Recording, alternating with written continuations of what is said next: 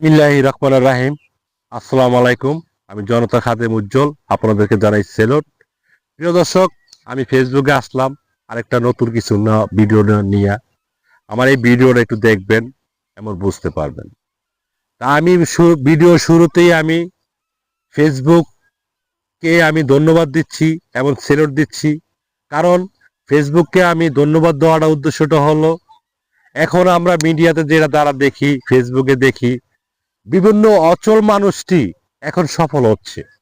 যারা আগে অচল ছিল তারা এখন বিভিন্ন ফেসবুকের মাধ্যমে বিভিন্ন কার্যক্রমে তারা এখন টাকার ইনকাম করতেছে। তাই এই কারণেই আমি ফেসবুককে ধন্যবাদ দিচ্ছি। আজকে ফেসবুক যদি না থাকতো, এই অচল মানুষটি অনেক সমস্যায় পড়ল। তাই প্রিয় দর্শক, আমি আপনাদেরকে বলতে চাই, আপনারা এখন ইদারিং ফলো করবেন, দেখবেন ফেসবুকে যারা অচল মানুষ ছিল, অচল মানুষ বলতে কি, যাদের হাত নাই, পাও নাই, তাদের চোখ নাই, বিভিন্ন সমস্যা শারীরিক, এই লোকটি এখন ফেসবুকে বেশি করে আসতেছে। দেখেন, ফেসবুক এমন একটা জিনিস, আপনি ফেসবুকে সময় দিবেন, আপনি ফেসবুকে একটা পেশা হিসাবে নেন। দেখবেন যেরকম আপনারা একটা কোম্পানির চাকরি করেন, রেগুলার কাজ করেন, আপনাকে মাস শেষ হলে একটি বেতন দেয়। এরকম সেমই ফেসবুকে আপনি প্রতিদিন 2-3টা করে একটা ভিডিও করেন, ভিডিও ছাড়েন, মানুষদেরকে বোঝার চেষ্টা করেন, আপনার কথা যেন মানুষ বুঝতে পারে, মানুষ যেন সঠিক নিয়মে কাজ করতে পারে।